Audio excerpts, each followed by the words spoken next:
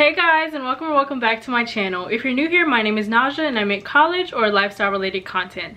And today I will be answering all of you guys' DMs. So I currently have a lot of DM requests and a lot of unanswered DMs about college, about QuestBridge, about my experience, about like my videos, my YouTube channel, and everything. I've been meaning to reply to all of these DMs and people have been leaving me comments like, girl, check your DMs, I have a question, yada yada yada. So today I'm gonna go in and answer all of my DMs and I'm gonna do it on camera. So a lot of you guys do have similar questions about QuestBridge, about my YouTube channel, about college in general, and I think it'd be helpful to answer these questions on camera. And of course, if you sent me a DM, do not worry, I will not put your personal information, I will not include your name or any like specific information. I'm just gonna answer the general questions in this video. You don't have anything to worry about. I won't disclose any like personal information or anything, but thank you guys for sending me questions all the time. I'm really grateful to be able to help you guys in any way possible. So today I'm just gonna sit back, I'm going to answer all of these DMs. I got a little snack platter, got my chips and my salsa and my mango, and I got my water bottle. I also added a plant to the background for your viewing pleasures, so we stepping up our game a little bit. But I hope you guys enjoy this video. Make sure to like, comment, and subscribe, and follow me on Instagram if you have any questions. My Instagram is Nazjaa, my TikTok is Nazjaa, and everything is always linked in the description below. But let's just get right into this video because I know I'm about to spend like 2-3 hours answering these DMs, so let's just get into it. Before I start answering questions, the most popular question that I always get is, can I see your essays? And yes, you can see my essays because they are linked in my description and linked in my Instagram bio, so go click that. I always get a lot of requests about seeing my essays, like, can you send me your essays? And I just tell them yes, it's linked under my description. Sometimes that link doesn't work. I changed it to a bit.ly link, so hopefully that'll work better. And they're also always going to be linked in my Instagram bio, so go ahead and click my link tree, which will take you to like a list of links, and then you just click Stanford essays and you'll be able to see those. Half the questions I get on like a daily basis are about, can I see your essays? And yes, you guys can. I will also have a video soon reading my essays aloud, so just be on the lookout for that. But let's just get right into these questions, and I'm gonna put the question that I'm answering on here, and let's just get started. So I currently have 84 DM requests and a number of unanswered DMs that I might need to go through. I'm gonna start from the bottom, and I think the latest one, like I do this every so often, I go through and answer literally all of my DM requests, but I haven't answered DMs in 4 weeks, so since last month, and I feel really bad when I take so long to respond, but it's just a lot to go through and respond to every single person. So that's why I'm doing this, to maybe answer some of you guys' questions, but I am going to respond to all of my DMs today. So here's the first question. Hey girl, I love watching your videos on YouTube, and I just wanted to ask you if you could share any tips on applying to the QuestBridge College Prep Scholars Program. Any tips you could share would be much appreciated, as I am a rising senior who is applying this year. Thank you. So this is a really good question, and I get a lot of questions on QuestBridge, and this one is specifically about the QuestBridge College Prep Scholars Program. So this is the program that you apply to for your junior year, and it's basically just a preparatory program for the National College Match. It kind of gives you resources and advice on applying to college, and I have a whole video on the College Prep Scholar and QuestBridge in general video on my channel, so go ahead and check that out. I'll link it up here. But to answer her question, just tips for QuestBridge, you have to be completely honest. You have to put all your test scores, you have to put like literally your whole life on QuestBridge. Just be super honest and show your passions. Like with any application, you just want to make sure you show your passions. Be honest, do not lie, do not plagiarize, any of that, and just make sure you're really like getting across who you are. Don't brag on your application, but also just make sure you're getting across like what you've accomplished in the circumstances. And especially with QuestBridge, it's for like low-income, first-gen, minority students, so just make sure you recognize that you have that identity and your experience with that. So just make sure to get that point across and you should be fine. I'm probably going to talk more about QuestBridge in this video, so if you're interested in that, just keep on watching because I know I have some other QuestBridge questions in here. Okay, so I got another question about the QuestBridge CPS program, and this person said they wanted some tips to make them stand out among the applicants because they don't have the highest SAT score. She knows she can knock it out with her essays and short responses, and that is the perfect mindset to have. Like, y'all know you do not have to have a great, amazing, perfect score just for you to get into the school. Like, I'm an example. I did not have the highest SAT score. I had like a 1300, and I still got into Stanford, Johns Hopkins, NYU, USC, like Georgia Tech. Like, all these schools do not care about just the SAT score. It's about your essays, it's about your passions, your extracurriculars,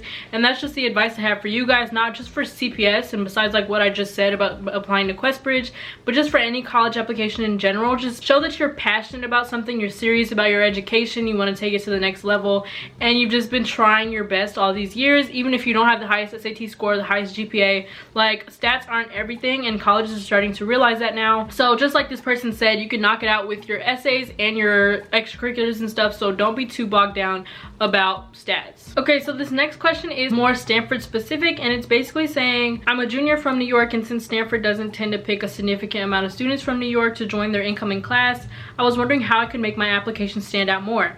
If you have any tips or anything at all, I'd really appreciate it. So aside from everything that I just said about stats and stuff, do not worry about like Stanford not picking from a certain location or like the history of what Stanford's chosen. Like, none of that really matters. You also don't have to stand out within a whole variety of like people. You're not comparing yourself to like students in Georgia or students in California.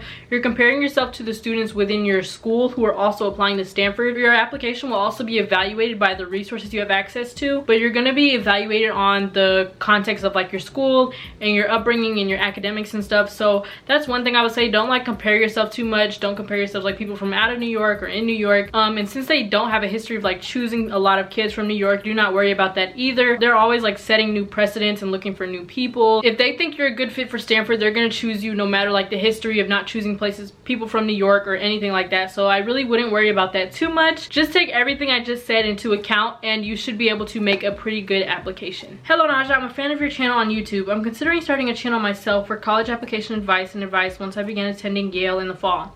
One of the main factors stopping me is concerns of my safety. I was curious if you had these same concerns, have had experiences that compromise your safety because of your YouTube channel, and if you have any tips on preventing this. Thank you for your time. To answer our question, no, I have not had any problems with like YouTube and my safety. I don't think I have like a huge following or anything, so people aren't like super crazy and like trying to come find me, and I'm just not that important. So my safety really hasn't been an issue in regards to my YouTube channel. I would just say be careful of what you're putting on your channel. Don't put like your home address, don't put like your specific addresses in Yale, or like you can say what dorm you're in, but don't say like the room number, or don't give like your shipping address, but give a PO box address so they can like send you stuff. Just be careful of what you put on your channel and how you're like displaying yourself. I'm just really grateful to be in this position. I just wanted to say that because you guys send me such sweet messages and it really just warms my heart. Like, I've answered like 3 messages saying your content is so inspiring and motivating, and it's really helping me get through high school and making me want to go to college, and it's just, I love hearing that. So keep on sending me those messages, y'all. Thank you so much for the people who've already sent it, and thank you for opening up to me.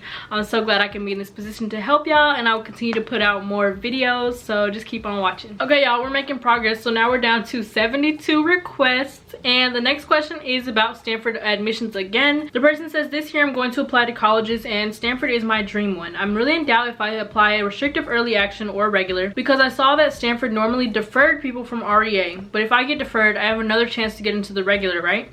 But if you think it is more difficult to get into the regular if I were deferred, which one do you recommend me to apply? So this is kind of a hard question. So if you don't know, Stanford has a restrictive early action application, which means you can apply to Stanford early, but you cannot apply to any other private schools early, I think. So this basically shows that like Stanford is your #1 school, like you really want to go there, you're applying restrictive early action, like they're the only private school you're applying to, versus applying just regular decision. So this person is asking, if they apply REA and they get deferred, do they have another chance of getting in? That question is yes, they will evaluate your application for a second time if you are deferred from restrictive early action to regular decision. However, it is much harder to get accepted if you have been deferred from REA to regular decision. I feel like, well, I don't know that for a fact, but that's just my guess. Like, a lot of deferred people do not get in, a lot of waitlisted people do not get in. So that's just how like college applications work. I'm not really sure like the statistics or the proof of that, but that's just like common knowledge. For most universities, I could be wrong, but I think it's harder to get in after you've been deferred or waitlisted. And then she said, which one do you recommend me to apply? That is the hard part about this question, because it really just depends. So one, REA has a slightly higher admissions rate. I think last year it was around 7% versus the regular decision, which was around 4%. But typically people with higher stats and people who really want to go to Stanford, know that it's their dream school, apply restrictive early action. So it might be a little like harder in terms of like the people you will be evaluated with. Of course, there's always going to be very qualified, overly qualified applicants, but I know a lot of people with higher stats do tend to apply earlier. It's really whatever you want. Like, if you know that Stanford's your dream school, you know you have a good application, you know you want to go there for sure. If you get in, amazing. If you're deferred, there's still a chance, but if you're rejected early, it's kind of like that opportunity is now gone. But if you apply regular decision, I don't know, it's kind of like the same thing. It's really hard to get in either way. So it's really just up to you. I can't like recommend one or the other. It just depends on like your application, what other schools you're applying to, and it's really specific to you. So I would just say go with what you think is best. I can't really make that recommendation, but maybe some of the stuff I just said will help you out. Somebody said, I wanted to ask you about your extracurriculars. What did you do, or did you do nothing? We are making progress. We're at 52 requests left, and the next question says, so I was wondering, right now I don't have the best GPA, but when I looked at your video of you telling us your grades throughout high school, I realized you had straight A's even as a freshman. Even though I'm not done with my freshman year yet, do you think I even stand a chance of applying to an Ivy League in the future, or did I already mess it up for myself? To answer that question, no, you did not mess it up for yourself. So one thing I always like to reiterate and emphasize is that colleges look for improvement over time. And for your freshman year grades, you can always tell them about the extenuating circumstances you were facing. Maybe something was going on with your family, maybe something was going on outside of school, maybe like you didn't have a good experience in school. Literally anything could have affected you and why you got low grades. But then they want to see an upward trend. So maybe in your first year you didn't have the highest GPA, but you started showing improvements, started taking harder classes, started doing better, and that really shows that you were serious about improving yourself and getting more of your education, and just like being like more serious about your education. So it really just shows that you are serious. You want to prove yourself. You want to prove that you'll be able to do well in like at an Ivy League or at a Stanford or something, or any college in general. So don't worry about if you have like not so good freshman year. Just try to go like in an upward trend and do better the next years of your high school. So I wouldn't worry too much. I mean, they are going to look at it and they're going to be like, just try to improve overall. Make sure you have really good extracurriculars and essays and stuff, and they should be able to not even care that much about the freshman year low GPA. Okay, the next question says, hey, I've seen your QuestBridge videos and I was wondering how applying went when applying to college from the regular decision QuestBridge after doing the college match. Did any of your application carry over, or did you have to write and build a lot of a whole new application? To answer this, your application carries right on over from QuestBridge, like the early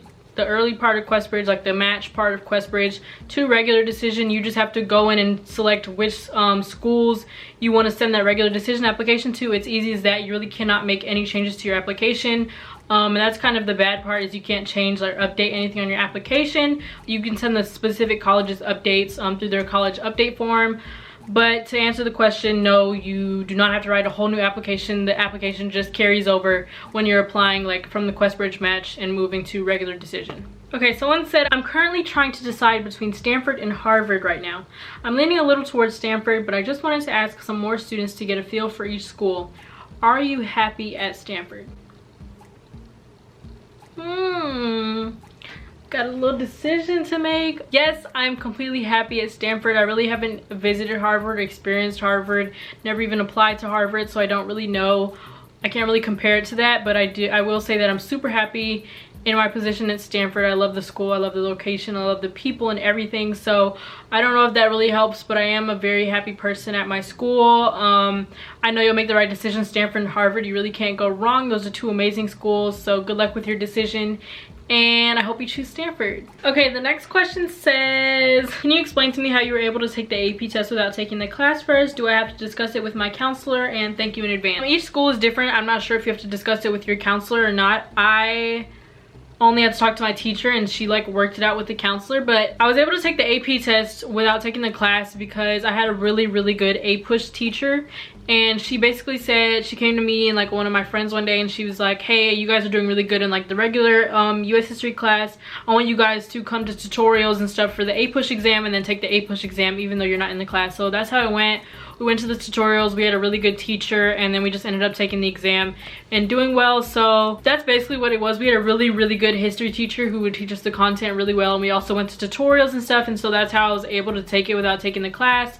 I'm not sure of like the logistics. I think your counselor can just order an extra test even if you're not in the class. Like they can just order you a test. I think you'd probably have to talk to them or talk to your teacher or whoever, but that's just how like my situation went. Okay guys, so that is the end of the video. I hope this video was helpful for you guys. Some people probably have the same questions and don't even like reach out to ask, so hopefully this was helpful to you guys. Thank you so much for sending in questions. It is a lot. Like, I've been sitting here for like 3 hours answering questions, but I'm really glad to be able to help you, like I've been saying in this video. So thanks for sending in the questions and trusting me with like your high school stories and all of that. I hope you enjoyed this video. Make sure to like, comment, and subscribe, and follow me on Instagram if you have any questions. But I will see you guys on Monday. Okay, the video ended a while ago, but baby, it's 8 o'clock, 7:54, and I literally just finished answering DMs. I have no more DM requests. I don't know if y'all can see, but it just took me so long. This is like, I need to start replying to DMs when I get them. I'm gonna do better. Glad I could help y'all out. Thank you for asking me questions. So now, bye for real.